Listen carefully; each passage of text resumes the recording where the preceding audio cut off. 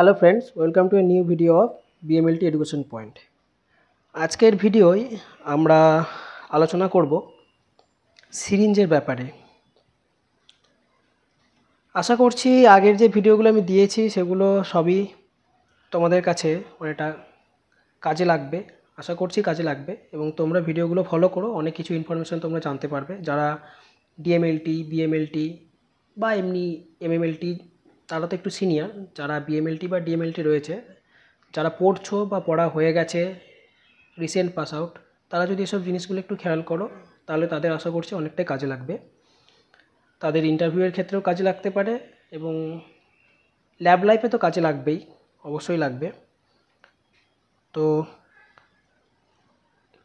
আজকের video syringe নিয়ে।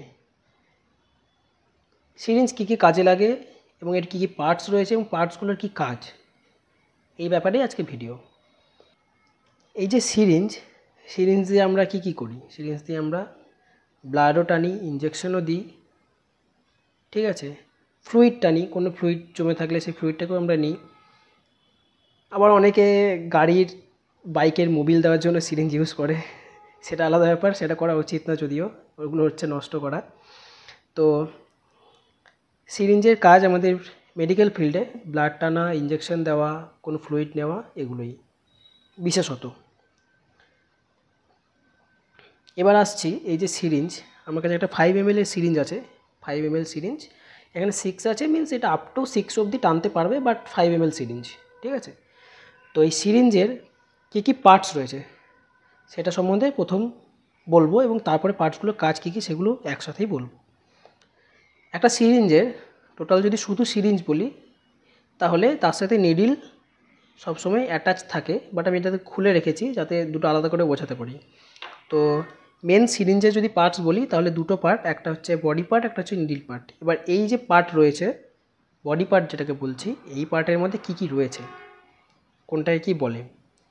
প্রথমে আসছি এই যে মাঝখানে আমি দুটো আঙুল দিয়ে দেখাচ্ছি, এই যে সিলিন্ড্রিক্যাল পার্টটা রয়েছে, হলো সিলিন্ড্রিক্যাল পার্ট, এটাকে বলা হচ্ছে ব্যারেল।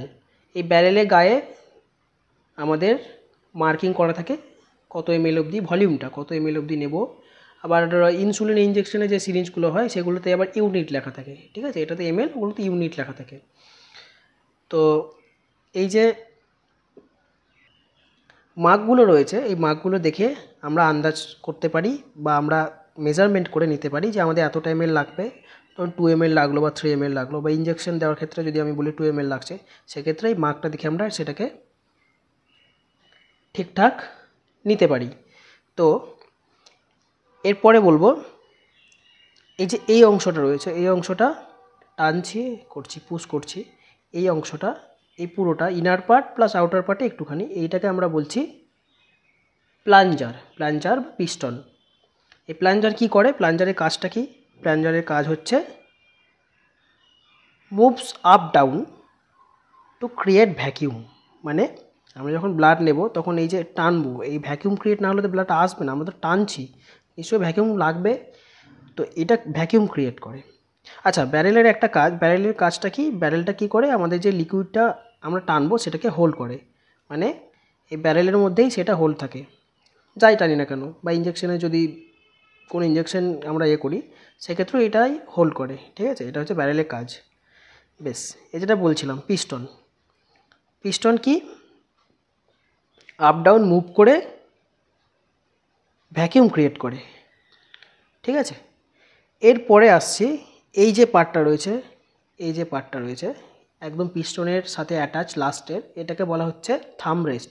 মানে যখন ব্লাড টানবো বা কিছু করবো তখন এই থামটা এখানে রেস্ট করছে, বা যখন আমরা ইঞ্জেকশন পুশ করব, থাম রেস্ট বলার কারণ আরও একটা রয়েছে, ব্লাড টানার ক্ষেত্রে এটা রয়েছে, প্লাস ইঞ্জেকশন যখন আমরা পুশ করব তখন আমরা এভাবে পুশ করি, ঠিক আছে। তো এটা হচ্ছে থাম রেস্ট। এই যে অংশটা রয়েছে এটাকে বলা হয় ফিঙ্গার ফ্ল্যাঞ্জ। ফিঙ্গার ফ্ল্যাঞ্জ মানে এটা আমরা যখন সিরিঞ্জ দিয়ে কাজটা করব তখন আমরা এইটাতে হোল্ড করে থাকবো, আমাদের আঙুলগুলোকে এটাতেই হোল্ড করব, ঠিক আছে। এই যে এভাবে যখন ইঞ্জেকশন দিই তখন এভাবে, ব্লাড টানার সময় ঠিক তার উল্টোটা, তো এটাকে বলা হচ্ছে ফিঙ্গার ফ্ল্যাঞ্জ, ঠিক আছে। এবার এই যে এই অংশটা রয়েছে, এই অংশটার সাথে আমাদের নিডলটা কানেক্ট করা হয়, ঠিক আছে। এই অংশটা আর এই নিডিলের আরেকটা অংশ সেটাকে নিয়ে একসাথে বলে নিডিল হাব বা হাব বলে শুধু। তো এইটা কি করে, connect the needle to the syringe. ঠিক আছে, তো এটা গেল সিরিঞ্জের বডির মধ্যে কী কী রয়েছে, কী কী পার্টস রয়েছে সেটা সম্বন্ধে। এবার আসছি নিডিল নিয়ে, যে নিডিলের কী কী পার্ট রয়েছে। প্রথমেই আমরা যখন নিডিলটা খুলবো, এটা দুটো একসাথে অ্যাটাচ থাকে, আমি খুলে রেখেছি যাতে বোঝাতে সুবিধা হয়। তো প্রথমে যখন খুলবো, এই যে অংশটা এটাকে বলছে প্রোটেক্টিভ কভার বা নিডিল ক্যাপ। আমরা ক্যাপই বলে থাকি, প্রোটেক্টিভ কভার বলে। ঠিক আছে, এটা খোলার পরে প্রথমে আমাদের কাছে যে অংশটা আসছে, আমি যেটা ধরে আছি, হোল্ড করেছি যে জায়গাটা, সেটাকে বলা হয় নিডিল হাব। যেটা বললাম যে এইটা এই নিডিলের এই ব্যারেলের সাথে এটা হচ্ছে কানেকশন। ঠিক আছে, তো এই অংশটাকে বলছে নিডিল হাব, এই অংশটাকে। এরপরে এই যে পুরো বডিটা রয়েছে, এই বডিটাকে বলছে নিডল শাফট পুরোটাকে। এটা হচ্ছে কি, লং থিন সিলিন্ড্রিক্যাল পার্ট। ঠিক আছে, লং থিন সিলিন্ড্রিক্যাল পার্ট, এই বডিটা হচ্ছে নিডল শাফট, এটার নাম, বা নিডল বডিও বলে অনেকে। এবার মেন যে পার্ট আমি দেখাবো,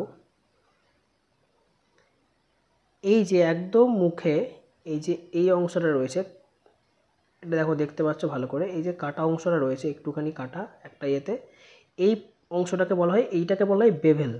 ঠিক আছে, এটাকে বলা হয় বেভেল, এই কাটাটাকে। এই বেভেলটা করার একটাই কারণ, যখন আমরা পুশ করব তখন যেন ঠিকঠাকভাবে স্কিন পাংচার হয়। এই বেভেলটা এরকম যদি না হতো, যদি সোজা একদম গোলাকার সরু এর মতো হয়ে যেত, তাহলে কিন্তু পুশ করা ঠিকঠাক হতো না। এইটাকে বলছে বেভেল। ঠিক আছে, আর বেভেল ছাড়া এই যে ছিদ্রটা রয়েছে, এই ছিদ্রটাকে বলা হয় লিউমেন। লিউমেনটা কি, এটা হচ্ছে হলো ইন্টারনাল স্পেস, যেটা কি করে, যার মধ্য দিয়ে ফ্লুইডটা ফ্লো করছে। এই যে ছিদ্রটা রয়েছে এটা হচ্ছে লিউমেন। ঠিক আছে, তো এই গেল নিডিলের পার্ট। এবার আমি দেখাচ্ছি যে এই ক্যাপটা আমি এখন লাগাচ্ছি, যদিও রিক্যাপিং করা উচিত না কখনোই। ক্যাপটা লাগালাম, এই যে এই কানেক্ট করা হলো। ঠিক আছে, এই পুরোটা নিয়ে হলো আমাদের সিরিঞ্জ।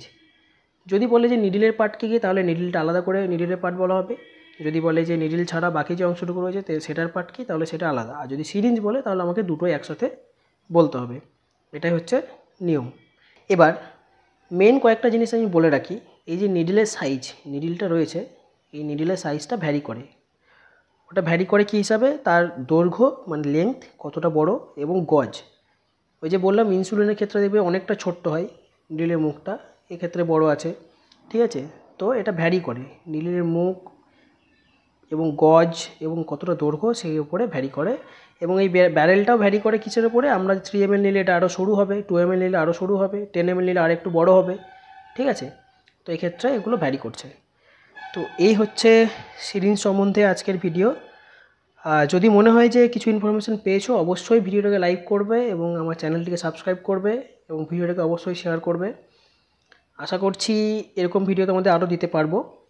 এবং আমার ভিডিও থেকে আশা করছি তোমরা বাড়ি বসেই, ল্যাব টেকনিশিয়ান হয়তো নাও হতে পারো, একটু পড়াশোনা করতেই হয়, তবুও যারা জানে না ল্যাবের ব্যাপারে, তারা অনেক কিছু জানতে পারবে। যেসব মানুষরা এখন অনেক ভুল ভ্রান্তি ধারণায় রয়েছে, যে অনেকে বলে যে আমাদের সিরিঞ্জে ব্লাড নিয়ে নিচ্ছে অনেকটা করে, অতটা করে ব্লাড তো টেস্টের জন্য লাগে না, কেন নিয়ে নেয়, এগুলো সম্বন্ধে যে ভুল ধারণা বা অনেক ক্ষেত্রে মানুষের মধ্যে একটা কুসংস্কারের ব্যাপার হয়ে থাকে, সেগুলো সম্বন্ধে মানুষের মধ্যে একটা ধারণা তৈরি হবে যে এগুলো আসলে না, ল্যাবে যতটুকু যে জিনিসটা দরকার হয় সেইটুকুই আমাদের পেশেন্টদের কাছ থেকে নেওয়া হয়। ঠিক আছে, তো এই হচ্ছে আজকের ভিডিও। আজকের মতো এইটুকুই, দেখা হচ্ছে পরের ভিডিওতে। Thank you.